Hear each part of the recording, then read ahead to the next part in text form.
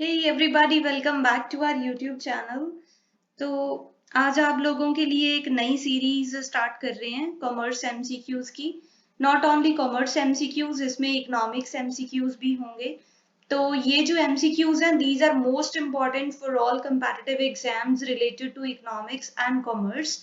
अगर आप किसी भी ऐसे कंपैटिटिव एग्जाम की प्रेपरेशन कर रहे हो जिसमें कॉमर्स या फिर इकोनॉमिक्स आएगी या फिर अकाउंटेंसी आएगी, तो उन लोगों के लिए है ये सीरीज।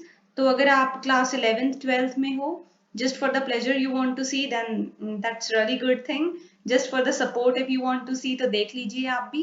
अदरवाइज ये कंपैटिटिव एग्जाम्स के लिए है, ठीक है। तो चलिए स्टार्ट करते हैं। फर्स्ट हमारा एमसीक्यू है, the first instance of demonetisation in India. First time India में डीमोनेटाइजेशन कब हुई थी? देखिए, सबसे पहले डीमोनेटाइजेशन हमें पता होना चाहिए कि क्या होती है।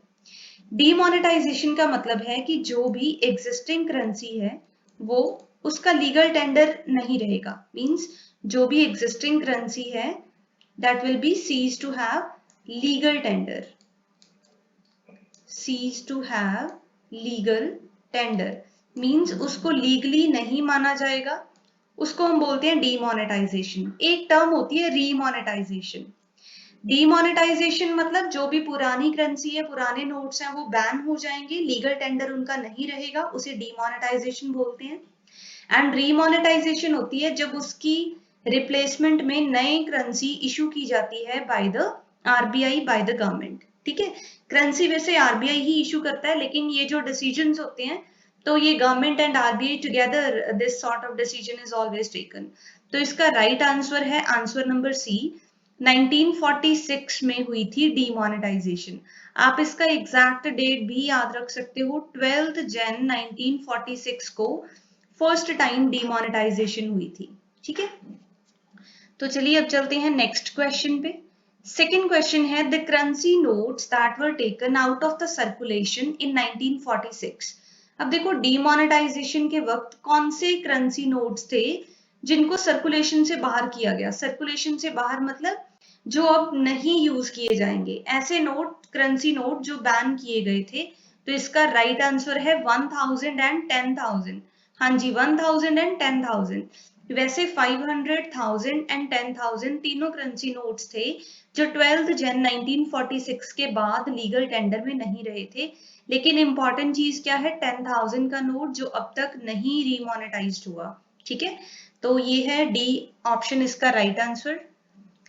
नेक्स्ट हमारा क्वेश्चन है question number third, the second instance of demonetisation in India was witnessed in the. तो जो सेकेंड टाइम डीमोनेटाइजेशन हुई है वो कब हुई है? देखिए, हमारे कंट्री में डीमोनेटाइजेशन कितने बारी हुई है हमको ये भी पता होना चाहिए। तो 3 बारी डीमोनेटाइजेशन हुई है। ठीक है, फर्स्ट टाइम 1946 में, सेकेंड टाइम 1978 में। तो इसका भी आप डेट याद रख सकते हो, 16 जन 1978 को हुई थी डीमोनेटाइजेशन सेकेंड टाइम। ठीक है, आपको ये भी क्वेश्चन पूछा जा सकता है कि कितने टाइम्स अब तक डीमोनेटाइजेशन हुई है, तो हम कहेंगे 3 टाइम्स अब तक डीमोनेटाइजेशन हुई है। फर्स्ट हुई थी 1946 में, सेकेंड 1978 में एंड थर्ड 2016 में। ये भी इंपॉर्टेंट क्वेश्चन है। ठीक है, तो इसका राइट आंसर हो जाएगा option A, 1978। Then is our fourth question. Who was the Prime Minister of India during the demonetization of 1978? तो प्राइम मिनिस्टर कौन था उस वक्त? देखिए, 1978 में जो प्राइम मिनिस्टर थे वो थे मोरारजी देसाई। ठीक है, 1978 में जो हमारे प्राइम मिनिस्टर थे जिनके टाइम के ड्यूरिंग सेकेंड टाइम डीमोनेटाइजेशन हुई थी, वो थे मोरारजी देसाई। तो ये क्वेश्चन बहुत ही इंपॉर्टेंट है। बहुत सारे ऐसे कंपैटिटिव एग्जाम्स में ये पूछ लिया जाता है कि जब भी ये कोई पर्टिकुलर एक्ट हुआ था तो उस वक्त पीएम कौन था। ठीक है, तो ये हमें पता होना चाहिए। Next question is question number 5th. The currency notes that were demonetized during the demonetization in 1978. तो 1978 में जो करेंसी नोट्स बैन हुए थे, ठीक है, वो कौन कौन से करेंसी नोट्स थे?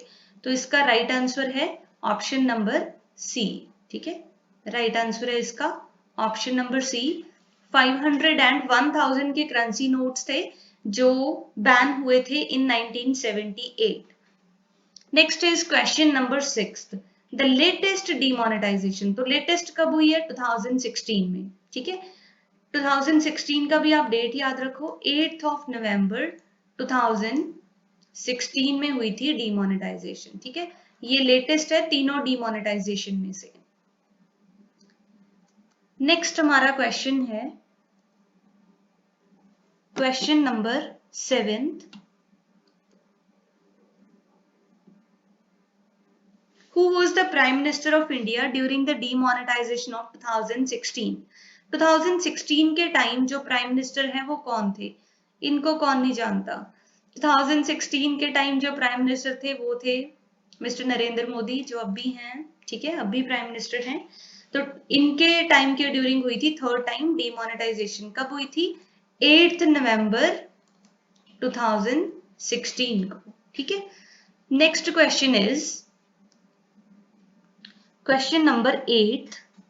The demonetizations that were taken out of the circulations, the denominations that were taken out of the circulation after the demonetization in 2016. 2016 में जब demonetization हुई थी तो कौन सी करेंसी डिनोमिनेशन थे जो सर्कुलेशन से बाहर हो गए थे?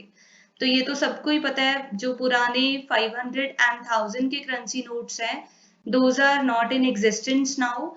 तो इसका मतलब ये अब बैन हो चुके हैं एंड इनकी जगह नए 500 and 1000 के करेंसी नोट्स आ चुके हैं. This you know better. So next question is question number 9. The new denominations introduced after demonetization in 2016. 2016 में जो डिमोनेटाइजेशन हुई थी तो उसके जो रिप्लेसमेंट में है कौन से नए करेंसी नोट्स आए थे? 500 एंड 2000 के. अच्छा, 1000 के जो करेंसी नोट्स हैं वो रिप्लेस नहीं हुए थे. ठीक है, 500 एंड 1000 के करेंसी नोट्स बैन हुए थे एंड 2000 एंड 500 के नए करेंसी नोट्स सर्कुलेशन में आए थे. So option C will be the right answer. Next is question number 10. Which of the following was one of the objectives of demonetization in 2016? ये important question है कि 2016 में जो demonetization हुई थी उसका main objective क्या था? तो main objective क्या था? To curb out the black money. देखिए, जितनी भी हमारी कंट्री में जो ब्लैक मनी प्रेवलेंट थी उसको बाहर निकालना ही इसका मेन मोटिव था. ठीक है, ब्लैक मनी को कर्ब आउट करना ही 2016 की डिमोनेटाइजेशन का मेन मोटिव था. ब्लैक मनी क्या होती है?